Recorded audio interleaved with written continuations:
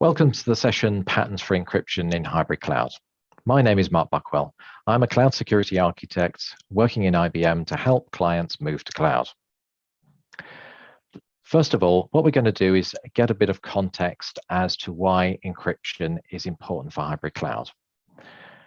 We have both on-premise and we have multiple clouds in most organizations. And so it's not just a simple solution of creating one solution that will for cloud and one solution for each of the different data centers. So what we need to do is create a hybrid solution. And so we're going to go and talk about how we build that hybrid solution for hybrid cloud.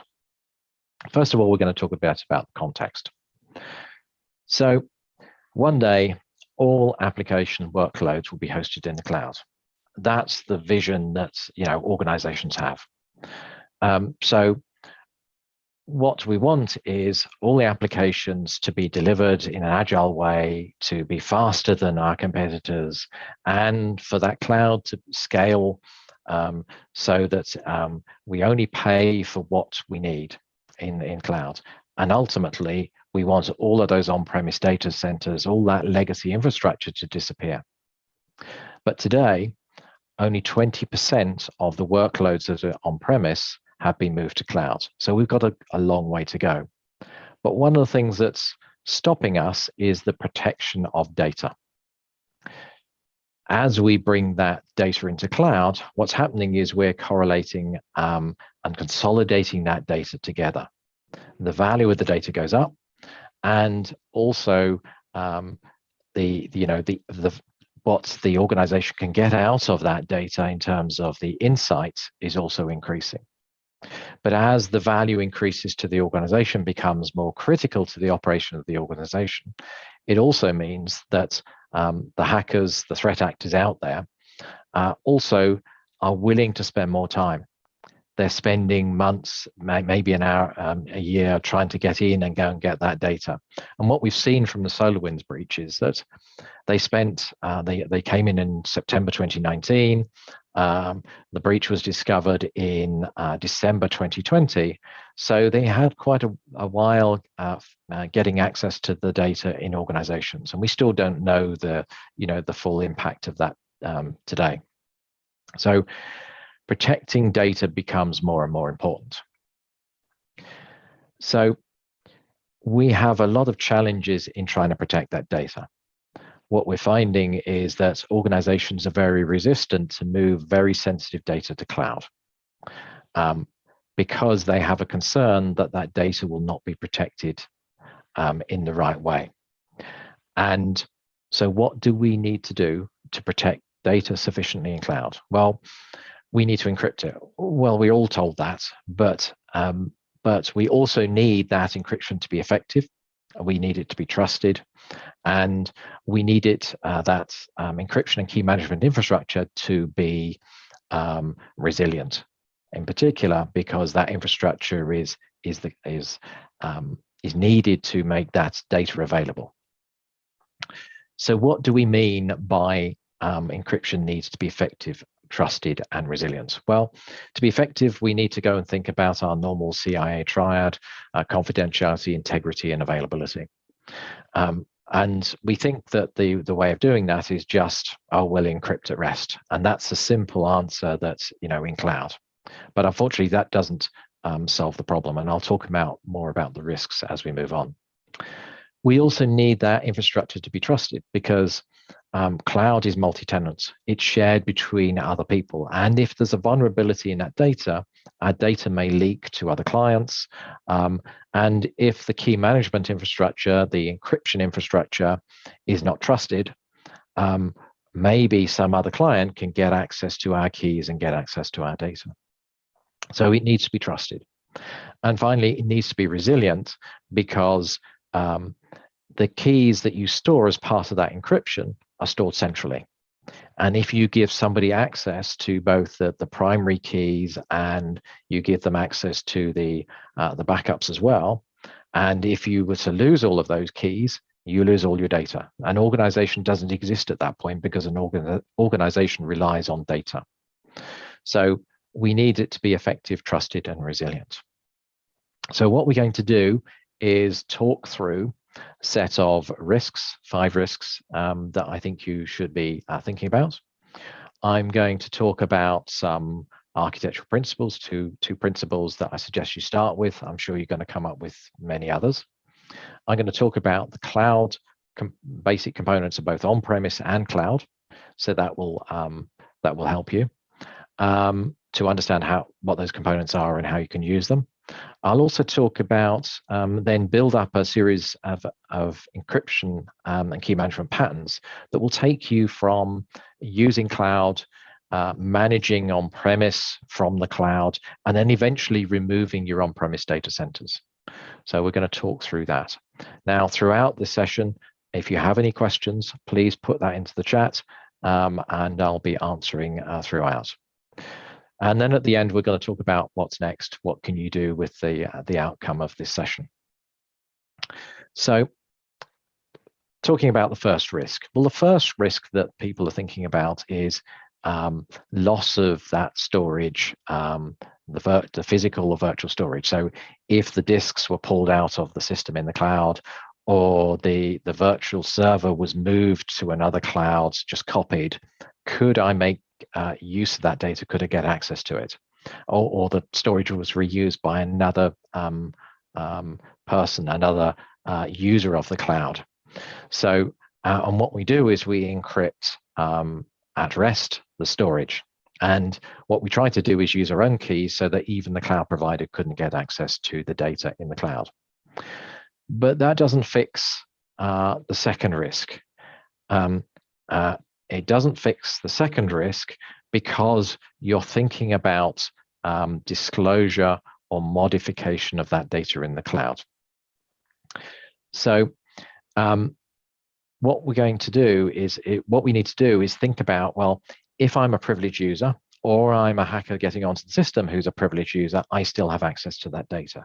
So what we need to do is to be able to encrypt the structured data that's sitting in the database, or we need to encrypt the structured data, unstructured data that's sitting on the file system. So, and that's all about protecting from privileged users and really the insider risk. So there is no need for you as a privileged user to get access to that data and potentially to go and disclose that data. Next, we have 3 other risks. They're all related to resilience. So the infrastructure that we've got needs to be resilient, because if I lose all the keys, I lose my business. So that's risk 3. The second one is more about, okay, so I'm resilient, but if I want to recover that infrastructure, is it going to take 5 minutes, 2 hours, or 2 days? So we still need a route to recover that infrastructure in a timely manner.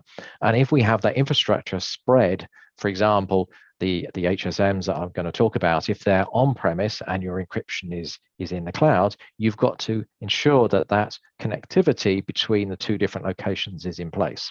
And if we can remove that dependency, then we can remove the amount of time that's needed to recover in the event of a disaster. So it's another thing to think about. And finally, what's in certain markets, particularly in financial services, the regulators are concerned that the data is and the services are all going towards 1 or 2 cloud vendors. Now, if that cloud vendor fails, then a significant part of the financial services market fails, and there is a significant risk to the overall economy of a country. So what they're trying to do is to make sure that there is a spread of risk around the industry. And as things change over time, they want the financial services organizations to be able to move that data rapidly without compromising that data. So leaving it encrypted and moving it from one cloud to another. So those are the 5 risks we're going to talk about in this session. So let's think about the 2 architectural principles that I'd like to go and cover.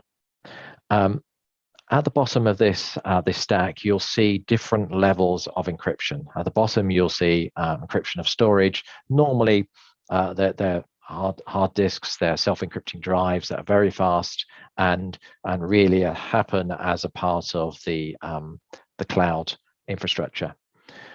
The one that's more interesting probably to you is the volume of block storage, because that normally can be used the key of the client that's using that cloud infrastructure.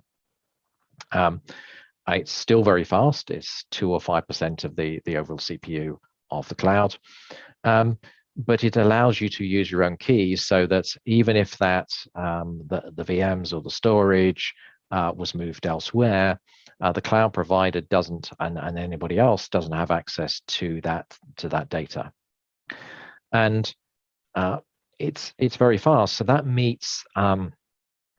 mitigates risk one that we talked about earlier. It's high performance, and we recommend that you encrypt low and broad, which means you encrypt everything, because it's just easy. You turn the keys on and it works because everything's encrypted. It has no impact on the applications because it's transparent, and it does have some operational impacts in terms of restoring for backups, because you have to think about, well, how do I do the backups, and how do I restore them back to the same state if I want an individual file? But it really has a low impact in terms of operations. Now, if we want to deal with risk two, we want to encrypt the files or the folders to prevent the privileged users from getting access to that data. But the problem is that, if I got 1,000 files, I might end up with 1,000 keys, and that's a lot of keys to go and manage. And when you build an infrastructure with tens of thousands of servers and millions of files and millions of perhaps databases, not millions of databases, but hundreds of databases, but you're building large infrastructures, you're going to end up with a large number of keys. So what you tend to do is follow the second principle that says encrypt selectively. So what you will do is only encrypt the data existing in files and databases that really are have an impact. They have sensitive data in terms of personal data, or they have a high impact in terms of disclosure. So, and that prevents privileged users from getting access. And what you want to do is limit it to the real critical data, because that will have an overhead in terms of the management. So you don't want to, if the cost of managing encryption exceeds the cost of the value of the data, then you probably shouldn't be doing it. And finally, at the top level, we've got applications. So we'll find, again, financial services, we're back to that. They often encrypt specific financial services transactions. So that's a higher level as well. So let's think about the architecture for the encryption and key management system. In on-premise, we traditionally have three components. We'll have a hardware security module, we'll have key manager, and an encryption capability that does the encryption. In the HSM, we have a master key. That master key can never leave the HSM. The only way of making use of that master key is to go and send a key or data to that HSM. And that's how we have a trusted infrastructure. So that HSM is the core of the encryption infrastructure. So we can guarantee that no individual can get access to the encryption keys and therefore encrypt the data. We have the key management server that will contain key encryption keys. So the key encryption keys that are stored there are all encrypted using the master key that's sitting in the HSM. And we will have an encryption capability. It could be a storage subsystem. It could be something that encrypts files, folders, databases, and so on, piece of software. And that will contain the data encryption key, which will be encrypted using the key encryption key that's sitting in the key management server. And we tend to go and use this, the KMIT protocol, between the encryption capability and the key management server, and we use PKSS 11 between the key management server and the HSM. So those are standard industry protocols. So when we want to start things up, the key encryption capability says, right, I've got an encrypted data encryption key. I need to decrypt it. So can you send me the key encryption key from the key management server? The key management server says, right, I only have an encrypted copy. So I'm going to send that encrypted copy to the HSM to decrypt it.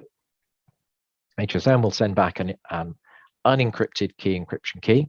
That will be forwarded to the encryption capability, which will decrypt the data encryption key. And now you can start decrypting the data.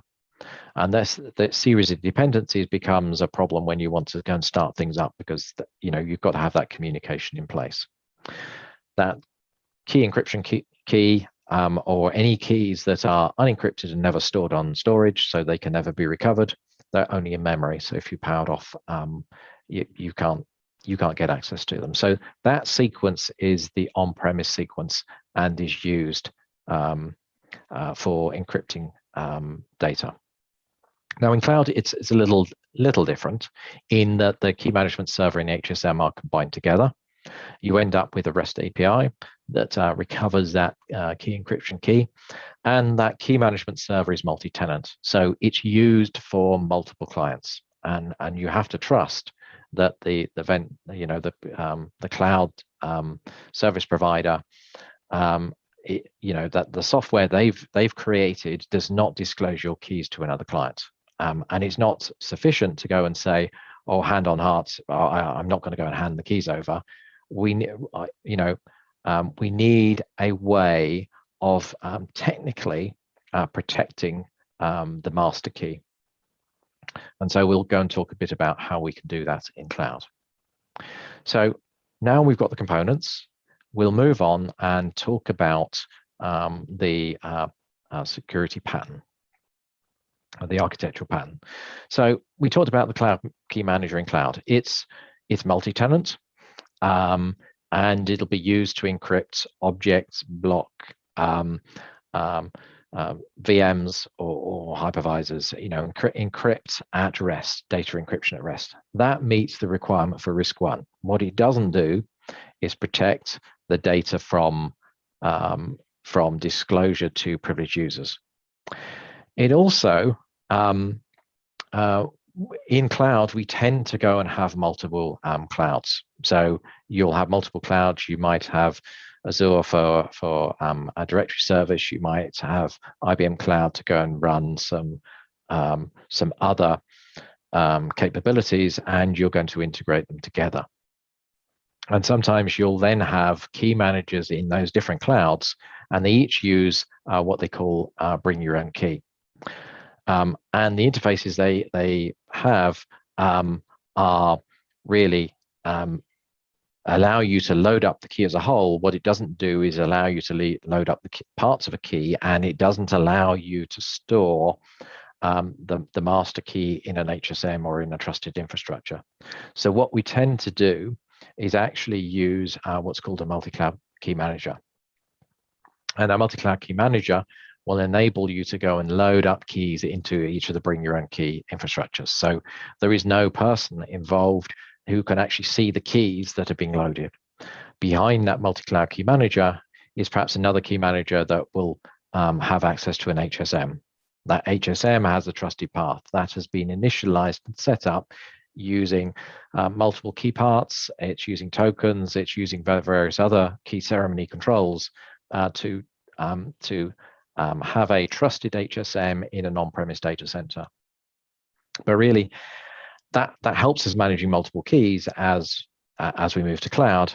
But there are two problems here. One is we've now got this connection back to on-premise, which if we want to recover the cloud, potentially is a problem, or if we want to recover things.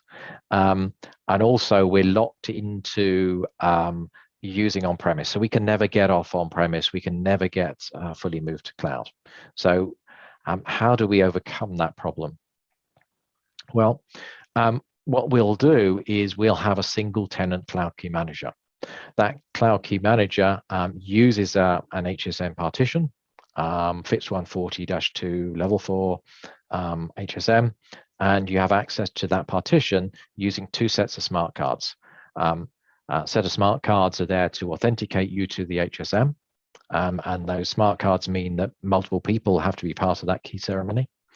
And you'll have a set of smart cards that hold parts of the keys. So there might be 3 sets of key cards, and they each have to go and be brought together and by multiple people to actually go and initialize that HSM partition. So now you have this trusted path to get to an HSM in the cloud, and only you can get to that HSM partition. And the assurance from the FITS 140-2 goes and provides some assurance that nobody else can get to that, because that's part of the solution that's been tested. So the other part is the Cloud Key Manager. Now that's normally multi-tenant, but if we have a dedicated one in a process that you can't touch, and you can't remotely log into it, nobody can get access to it, except through the to reconfigure it, except through your smart cards. We now have a trusted Cloud Key Manager as well. So now we've overcome the problem where we don't need an HSM on premise, because we have a trusted path to our cloud HSM. So that builds up that picture. Now, we still haven't dealt with risk 2, which is how do I deal with the privileged threat actors?